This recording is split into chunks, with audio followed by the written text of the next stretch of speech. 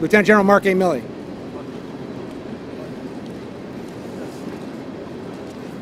Hey, good evening. I'd like to start off first with condolences to the killed and wounded soldiers here at Fort Hood from an incident this afternoon at approximately 1600 or 4 p.m. today. A soldier assigned to 13th Sustainment Command Expeditionary fired shots at individuals within the unit areas here, within the 1st Medical Brigade area and the 49th Transportation Battalion area. Post immediately went into lockdown, and we have now lifted the lockdown as of about 30 or 45 minutes ago. Within 15 minutes, first responders from the military police and the emergency services responded to the scene, engaged the shooter, and the shooter is dead from a self-inflicted gunshot wound. In regard to the investigation, at this time, there is no indication that this incident is related to terrorism, although we are not ruling anything out, and the investigation continues. An investigation by various law enforcement officers at federal level from ATF and FBI, at the state level from the Texas Rangers, the Texas State Police, along with local law enforcement of KPD and Harker Heights, along with Army CID and Army Military Police. We have confirmed that there are 3 victims who were killed, and then the shooter was killed. And there are 16 injured being treated at Scott and White and here at Darnell. Our thoughts and prayers go out to each of those injured and their families, and the killed and their families. Our focus now is to focus on the families of the injured and focus on the families of the killed, and ensure that they have the best care and counseling available. And I do ask the Fort Hood community or anyone in the local community, if they have any information relating to this incident, to please contact either the FBI or the Fort Hood Department of Emergency Services. Events in the past have taught us many things here at Fort Hood. We know the community is strong, we know the community is resilient, and we know the soldiers and the civilians and the families of this fort who have served so bravely in combat over the last 13 years in both Iraq and Afghanistan are strong, and we will get through this. Thanks to all who have supported us. Thanks to the local community who has supported us over the last several hours and many years. And thanks also specifically to Scott and White for their excellent medical care and their ability to handle additional casualties. And with that, I will take your questions. We do not know a motive. We do know that this soldier had behavioral health and mental health issues and was being treated for that. At this point, his next of kin has not been notified, so I am not going to confirm his name. We do have his name, but the next of kin have not been notified, so I'll wait until that's been done. Do we know about his service? He has served in combat. He served 4 months in Iraq in 2011. He was currently under diagnosis for PTSD, but he had not yet been diagnosed for PTSD. Can you describe what happened? Walk us through it. Do you know it? It's under investigation. The exact sequence of events and timeline of events are not 100% clear. It is believed that he walked into one of the unit buildings, opened fire, got into a vehicle, fired from a vehicle, got out of the vehicle, walked into another building, and opened fire again, and then was engaged by local law enforcement here at Fort Hood.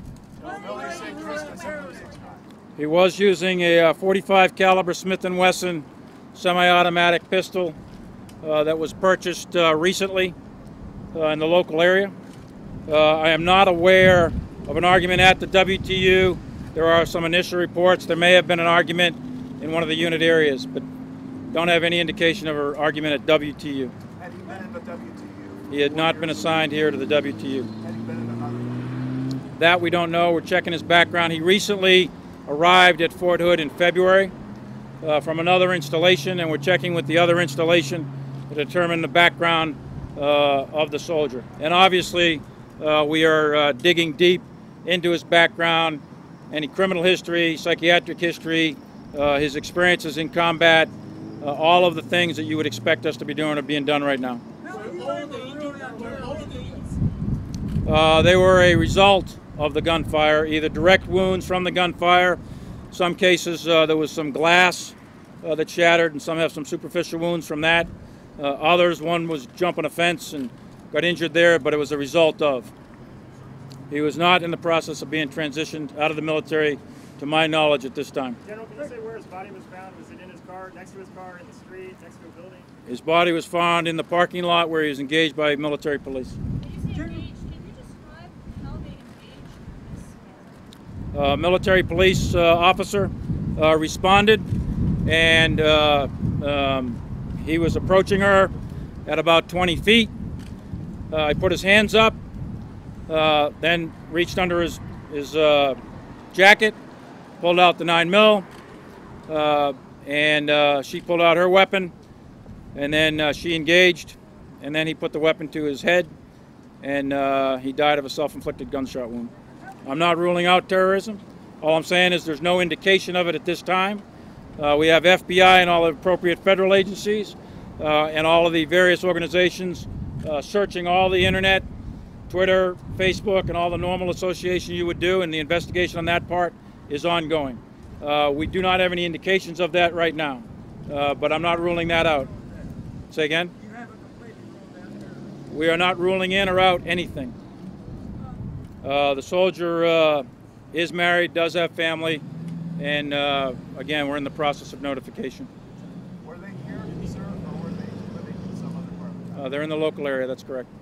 To our knowledge, he had one weapon, .45 caliber Smith & Wesson. What normally takes place in this? That's if I said 9mm, I misspoke.